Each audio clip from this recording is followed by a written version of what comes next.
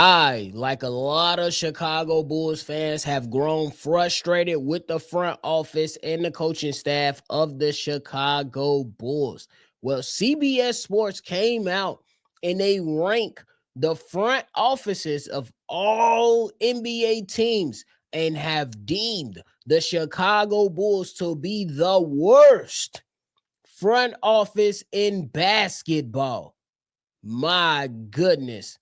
Y'all know we gonna talk about it, break it down, give you the sauce, but you already know you gotta hear the music first.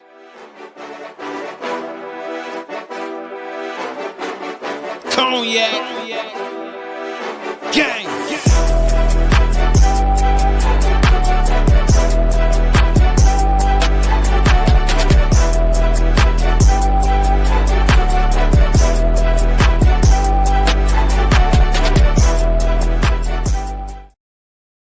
Shy Boys Podcast with the Cognac Boys. I'm Cognac Boy Bobby, and I'm holding it down on today's daily episode. If you're tuned in with me today, make sure you hit that like button, subscribe to the channel, and hit the notification bell as well. Get in tune, ladies and gentlemen. Now, CBS Sports, they did their own analysis on NBA front offices throughout the entire league. Now, when they talk about these NBA front offices, they pretty much came out and said verbatim from their website, these rankings are all inclusive. So general managers, scouts, cap managers, and even owners will be evaluated as a whole. There is no set rubric. The following factors will be considered. Does their general manager has a successful track record? Is there a clear plan in place? Is their team winning? Is their owner willing to spend enough money to win consistently? Is their owner heavily involved in basketball decisions? Is it readily apparent who is making major basketball decisions? Has this front office done a good enough job hiring head coaches? How has circumstances impacted their outcomes? Has a team made good decisions that has been doomed by poor health? Does the front office tend to draft well? Does the front office tend to sign players to contracts that represent good value? Does the front office tend to win its trades? Is the front office notably creative in how it acquires, or retain players? Is everyone in the organization properly aligned toward the goal of meaningful competing for a championship either now or in the future? Those are your things on how this whole thing is being shaped up by the fellas at CBS Sports, more specifically Sam Quinn from CBS Sports. Now, as mentioned in the intro, the Chicago Bulls fall last in the NBA. Teams that kind of, the way that CBS broke it down was into different tiers. They broke it down into 11 different tiers. Just to give you an idea, tier 1, nearly perfect. That's OKC, Boston, San Antonio. Tier 2, we must track the record, but Miami Heat, Miami Heat stands in that by themselves. Tier 3, keep up the great work. That's the Utah Jazz, the Memphis Grizzlies, the Cleveland Cavs, the New York Knicks, the Houston Rockets, etc., etc. Tier 4 moves into smart but unlucky. That's guys like the Philadelphia 76ers, the Clippers, and the Brooklyn Nets. Tier 5, don't rest on your laurels. That's Golden State, Toronto Raptors. Tier 6, fine, but just fine. That's the Orlando Magic, the Indiana Pacers. Tier 6, that's the single hardest team to rank. That's the Minnesota Timberwolves. Tier 7, they're playing a different game. That's your Los Angeles Lakers. Tier 8, off to a good start, but barely any track record. That's the Detroit Pistons, the Charlotte Hornets, the Washington Wizards. Tier 9, title winners with questionable methods. That's your Milwaukee Bucks, Denver Nuggets, Tier 10, I have real questions.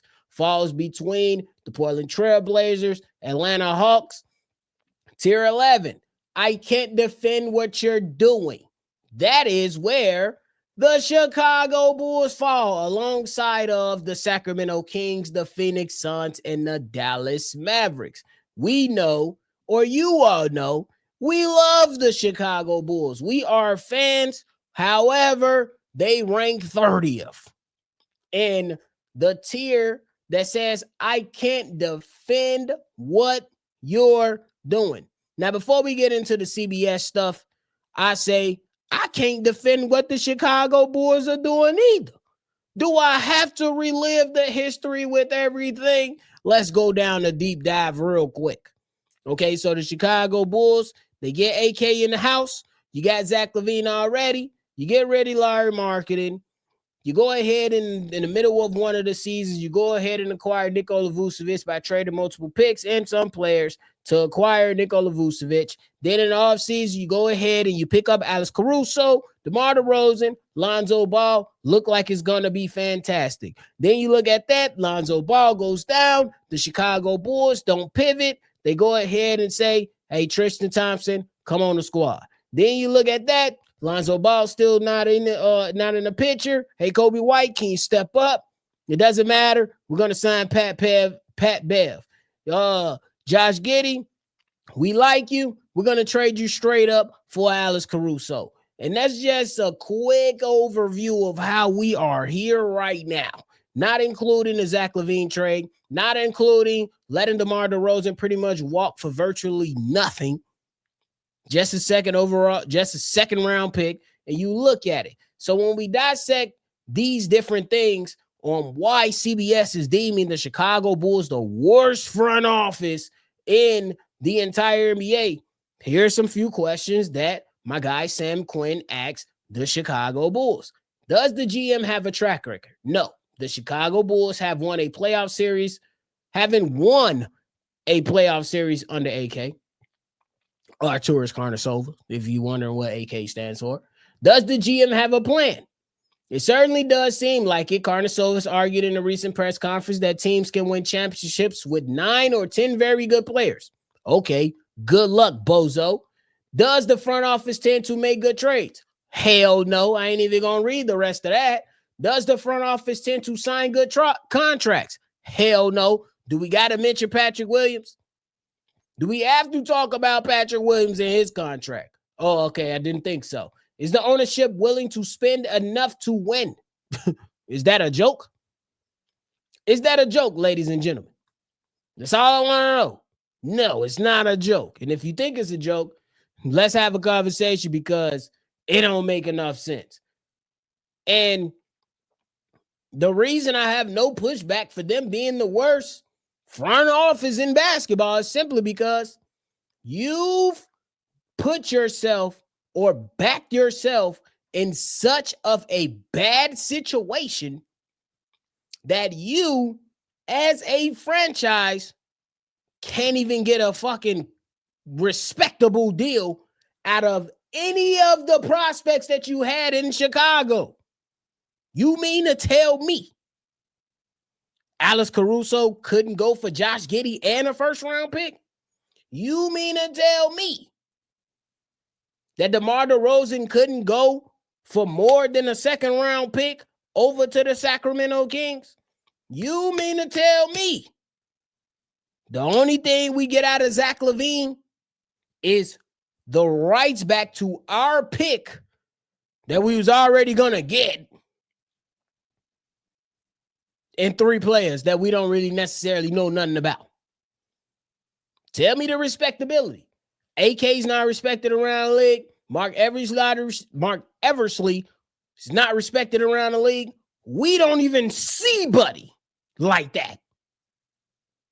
The last time, I can't even tell you the last time I seen Mark Eversley anywhere other than Bulls Fest 2 years ago. Other than that, haven't seen him in press conferences. Maybe seen him at a game like a week or 2 ago. Maybe. Other than that, where?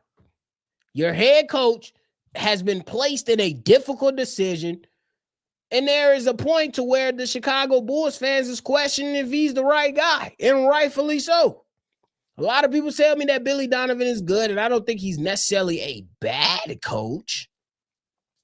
But from what I look at and what the front office is trying to do, I see two people that's trying to do two different things.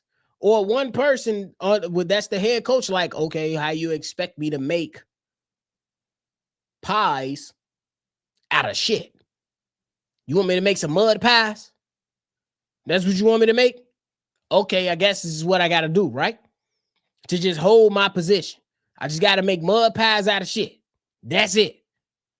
So when the Chicago Bulls come in and being called as one of the worst front offices of the NBA, you understand it. You absolutely understand it. Because for the sake of the fans and the Chicago Bulls, they haven't put together a good product. We know this team ain't really going nowhere no time soon. It's about another 3 years before we see the Chicago Bulls kind of put themselves in a great position to be competitive. You literally understood what AK was talking about, or you understood the message to say, this guy don't know what the hell he want to do. When asked after the trade deadline, what do you want to do? Essentially, what do you want to do? We want to go out there and we want to push for a playoff spot. And if we don't push for a playoff spot, we're okay with getting a good draft pick. Which one is it, bozo? You want to push for the playoff spot or you want to get the good pick? Let us know what it is. Like, I understand.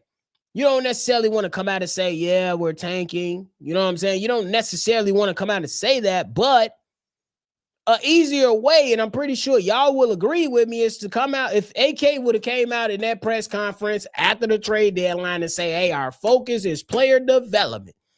That's it. You would have understood that the assignment is to tank. But this bozo went out there and clearly just said that, yeah, we want to push for the playoffs. If we want to go, if we want to, we want an opportunity for a play-in spot.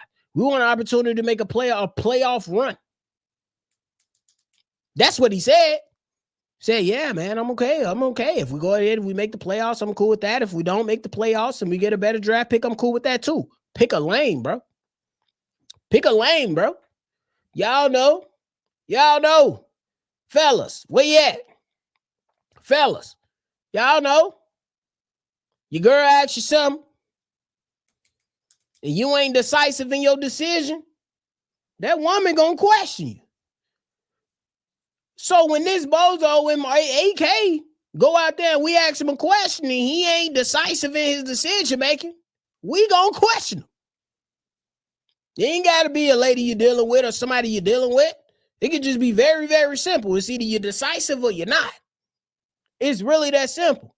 And nobody can sit up here and make any excuses for the Chicago Bulls front office. Nobody can sit up here and say that, Bobby, you're being too harsh on the front office. Nobody can.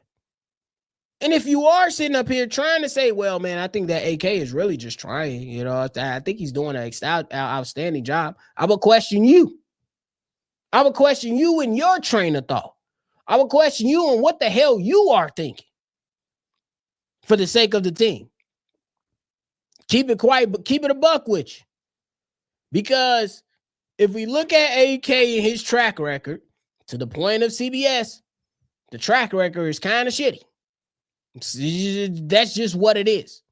You failed to pivot when Lonzo Ball's career was in jeopardy. He's in a better place now for the foreseeable future, and rightfully so, because he earned it. He worked his tail off. He earned it. But 2 years ago, you didn't know if Lonzo Ball was going to be back. Hell, 1 year ago, you didn't know if Lonzo Ball was going to be back. You stayed on your square.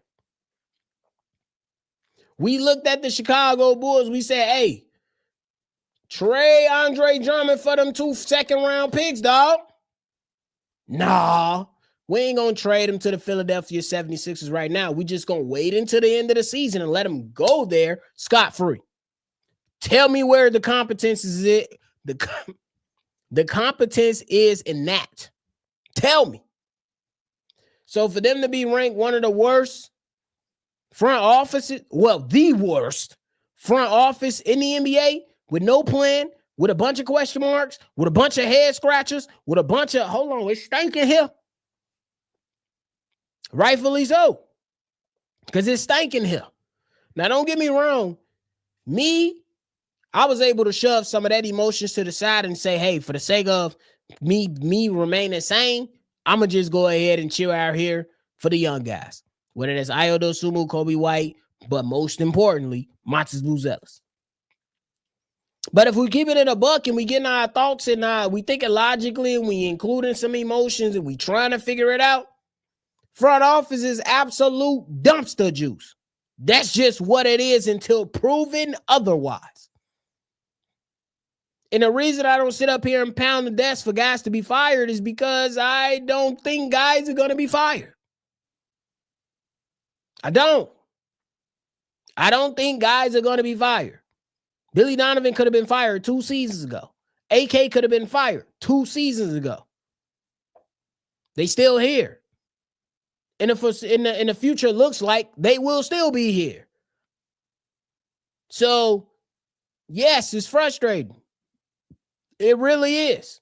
And I understand the frustration that's coming out of Bulls Nation. Rightfully so. Because not only is CBS saying this, who else is thinking it? We've been thinking it for a very long time.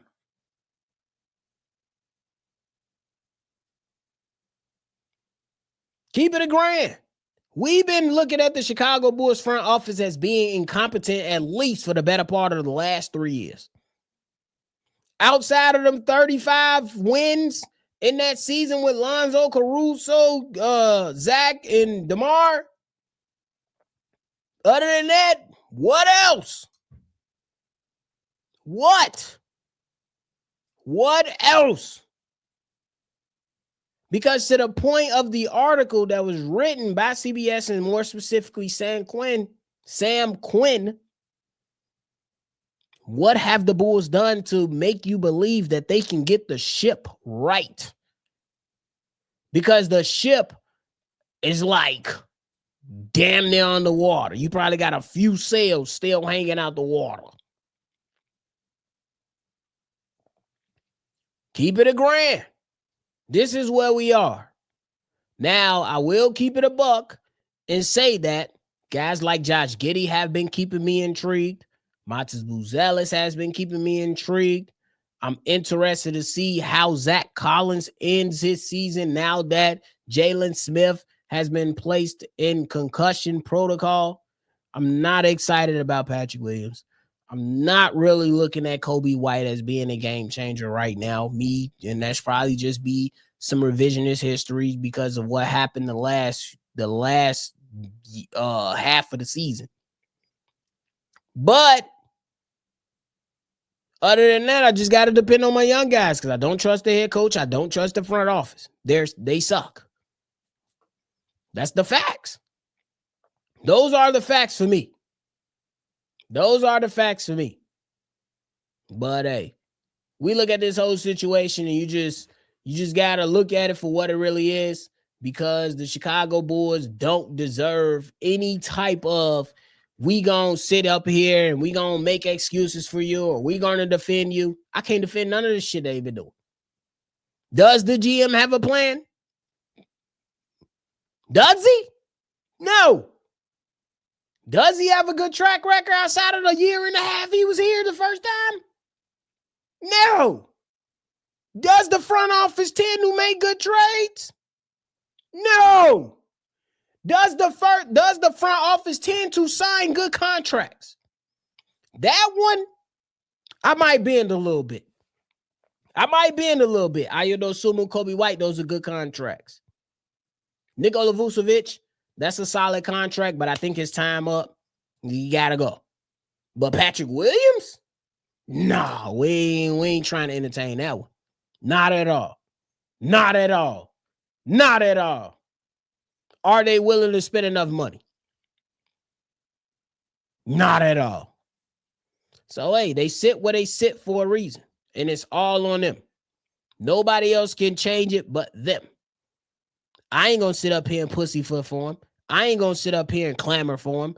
I ain't going to sit up here and defend them. Screw them.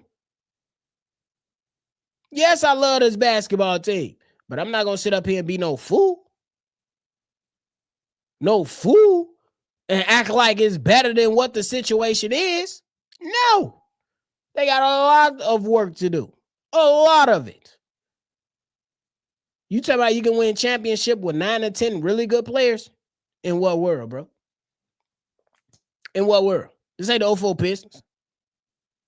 This ain't that. You need stars with some good role players. Not just all 10 good players. You need stars with this on this team. That's what me and AK disagree at. You talking about 10 good players, 9 to 10 good players? No, bozo. You need a couple stars with some good players.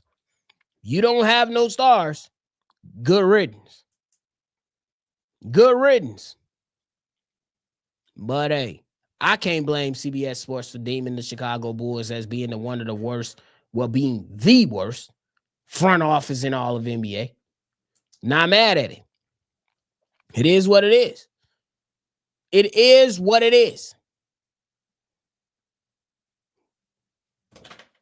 That's it. But hey, that is it for me today, y'all. I appreciate y'all for tuning in into another episode, man. Yeah, they just, hey, I can't defend the Chicago Bulls. Do I have some type of appreciation for what's about to take place for the last few years, the last few games? Yes. Because I get to see Montes Buzelis, Josh Giddey, and some other young guys who may rise to the occasion. But if we keep it in a buck for how these last 3.5, 4 years have been, we got to be honest with ourselves and say that the Chicago Bulls ain't did jack shit. That's what it is. But hey, we keep on moving forward and hope that the Chicago Bulls can eventually get it right. We hope. I got some hope, but not in the guys that's currently running the show. I don't think nothing gonna really change until we absolutely make a change starting from the top. The owner ain't selling. He's not selling. But I think this punk ass GM and president of basketball operations, they're soft and they're scared and no one respects them. That's my personal opinion. No one respects the front office of the Chicago Bulls. Look at the deals that they've been getting. No one respects them. And they don't demand any kind of respect. That's why they keep getting these shitty deals and keep getting played. Because they don't have respect of people around them. You think Danny Ainge gonna settle for a fucking Zach LaVine trade with his own first round pick coming back to him and some fucking Kevin Huerter, Trey Jones, and Zach Collins? You think Sam Presti gonna settle for that? You think Brad Stevens over there in Boston gonna settle for that? Do you really think so? Look at Rob Pelinka in LA. You think he gonna settle for that? And I don't even think he that great. But you think he gonna settle for that? Oh, okay.